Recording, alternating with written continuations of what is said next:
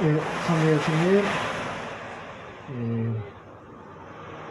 오늘 독서에서 다윗 임금의 모습을 봅니다.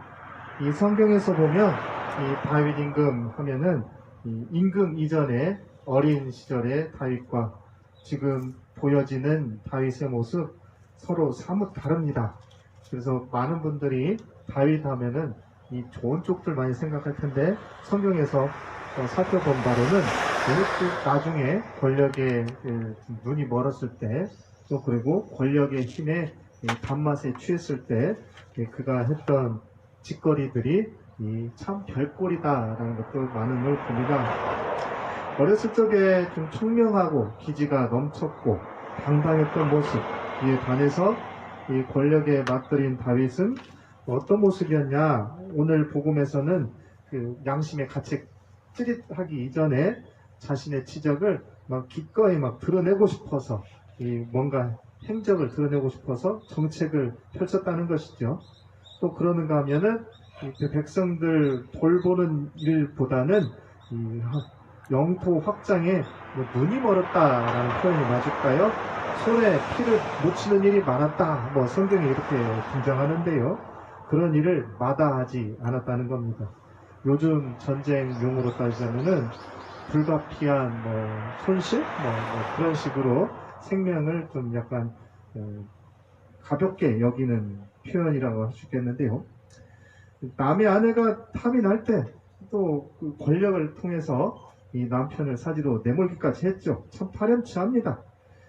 그런데 다윗만 그러냐 그러면 우리네 사는 사람들 중에서도 당당하고 정의를 외치는 모습이 있는가 하면 한편으로는 내가 죄인인데 라고 하는 모습 있다 칩시다. 있어요. 분명히 있어요.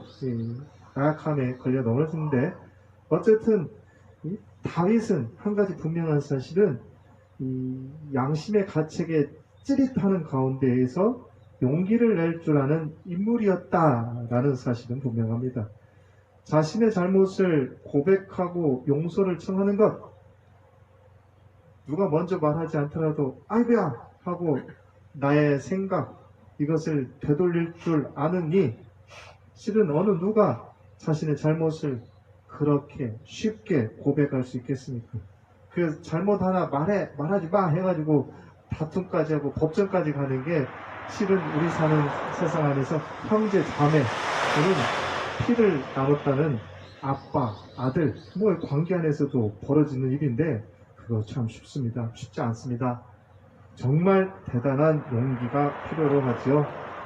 오늘 독서에서 다윗이 그랬다는 겁니다. 그리고 실은 다윗만이 아니라 생각해보면 이 나라 살림 맡았다 할 위정자라면 옛날 표현으로는 백성이요, 지금 표현으로는 국민의 바람을 등에 짊어진 위정자라면 그런 용기가 원래는 있어야 하는 거지요. 일하는데 잘못할 수 있습니다.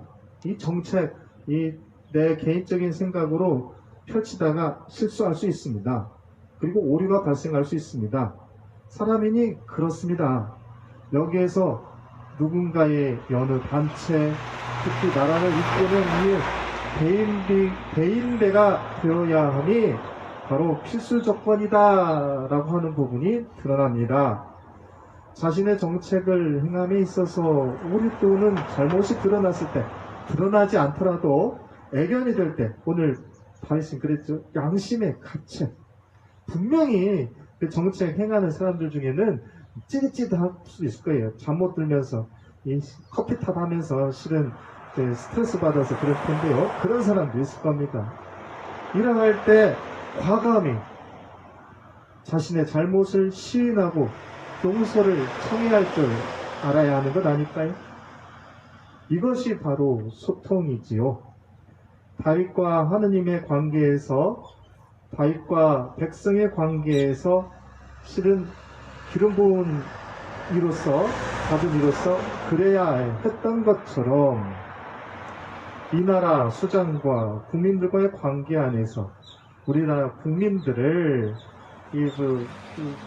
그래서 수복이 된다고 하잖아요. 종같이 한다고 하면서 됐으니 주인으로 모신다면 뭐 오늘 다윗과 하느님과의 관계하고도 국민과의 이 수장과의 관계로 살펴볼 수도 있겠죠.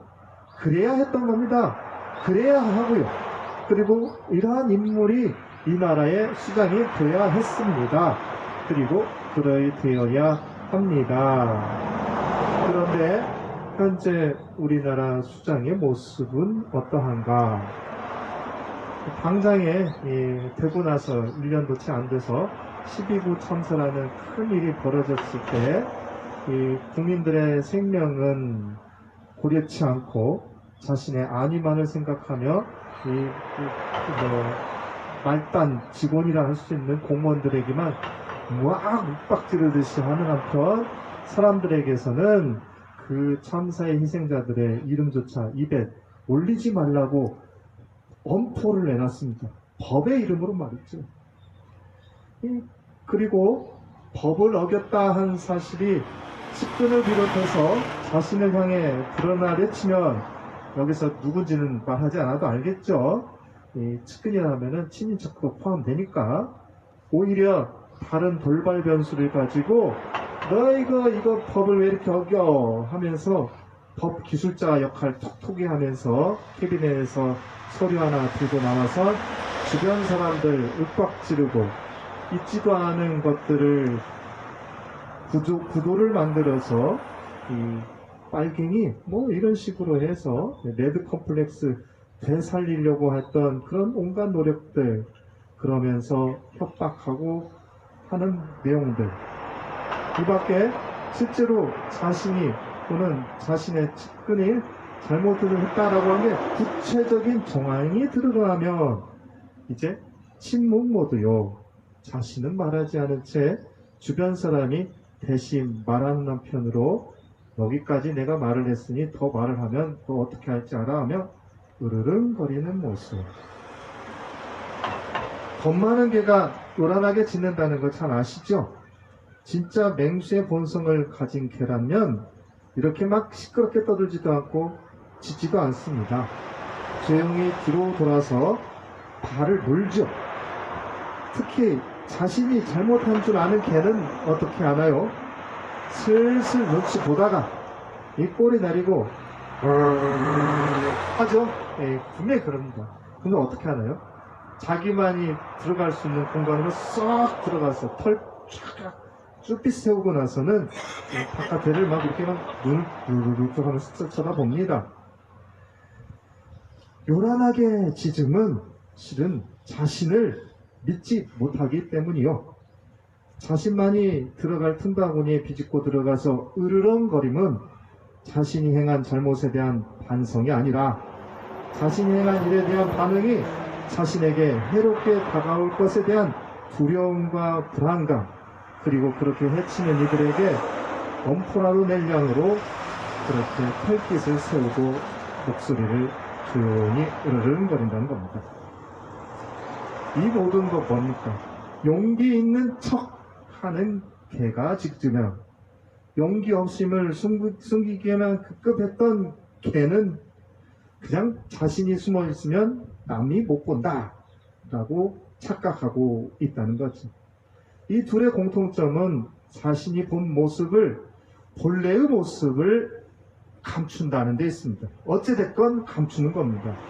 자신을 과장되게 드러내어 본래의 모습을 착각하게 하거나 자신의 모습을 아예 드러내지 않음으로써 본 모습이 드러나지 않을 것이라고 여기고 있는 것이지요. 이게 바로 개의 본성이라 하니 이런 본성대로 행동하는 사람, 원초적이랄까요? 짐승의 본성에 따라서 강한 척하거나 아예 모습을 보이지 않는 한편 자신을 건드리기만 해봐라 하며 으르렁거리듯 주변을 위협하는 사람을 살피게 됩니다. 물론 이러한 모든 행동 총체는 결국 자신이 용기가 없는 소인배임을 반대급부로 드러낼 따름입니다. 그래요. 용기 없는 사람 그렇게 살면 되지요. 뭐 하면 그래 그냥 그렇게 남의 일처럼 여기자. 그래 너 없는 사람처럼 여기자 하면 될지 모르나 위정자의 그러한 용기 없는 행동들은 오늘 독서에서는 세 가지 재앙 나눠서 이거 그래도 용기로 냈으니까 이 정도에서 끝나지 하겠지만 우리네 어떻습니까? 사람 죽어나갔고 죽어가고 있으며 죽어갈 것이 이미 예견되고 있습니다. 가난한 사람은 가난하게, 잘 사는 사람들은 잘 살게, 완전히 이 사회가 이원론인 양 둘로 갈려진 그 깊이가 골이 깊어져 가말 따름입니다. 지금 오늘 죽었으니 내일 안 죽어도 돼가 아니라 오늘 죽은 사람은 그 후손도 죽을 위험에 여전히 노출되어 있습니다. 그렇게 용기 없는 이가 이 시대의 수장으로 있는 한 수많은 사람들은 그의 회개가 이루어지기 전에 너무나도 많이 죽임에 당할 겁니다. 그러한 인물들, 우리나라 대통령으로 있는 가운데 얼마나 많은 국민들이 희생당하고 괴로워했는지 잘 압니다. 그럼 이가 말로가 어땠는지도 우리는 얼마 전에 봤습니다. 정말 하늘의 새도 그냥 손짓하면 떨어뜨릴 것만 같았던 그 인물은 외롭게 자신이 잘못했다 말 한마디도 하지 않은 채 죽었습니다. 그리고 자신의 과오를 인정하지 않음으로써 과거사가 청산이 되지 않음으로써 그 과거로부터 아파한 이들이 지금도 여전히 이제 끝없는 수렁 늪 안에서 괴로움을 외칠 따름입니다. 그런 일 벌어지지 않게 그런 수장 그럼 어떻게 해야 될까요? 내려오라 해야겠죠. 그리고 내려오는 게 마땅합니다.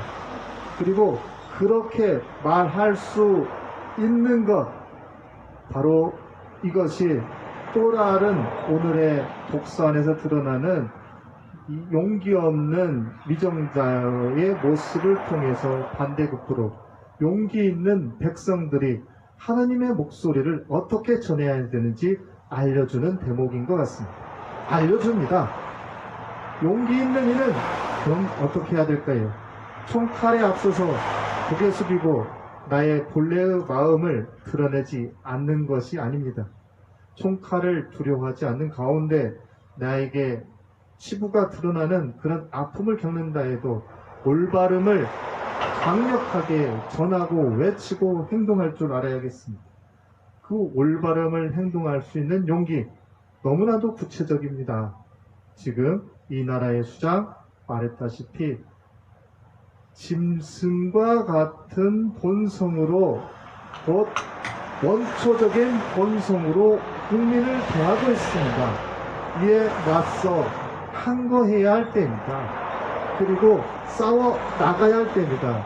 싸움은 정의를 위한 행위이기 때문에 이것은 부당한 것이 아닙니다. 싸움의 방식 그렇다고 정말 총칼로 들고 싸우느냐? 아닙니다. 힘 있는 자들은 그렇다 칩시다. 무력의 힘을 가지고 있는 자들은 그렇게 여긴다 칩시다.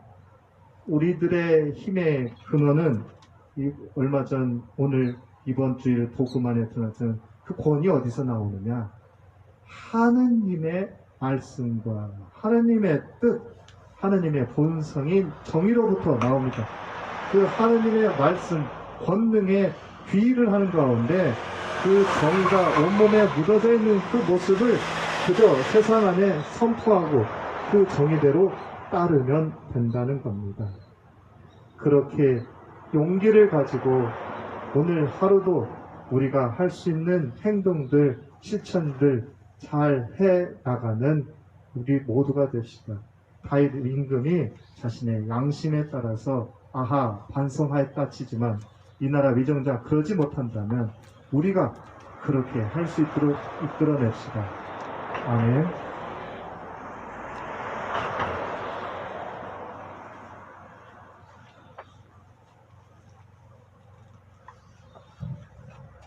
본문은 54장 하겠습니다. 54장입니다.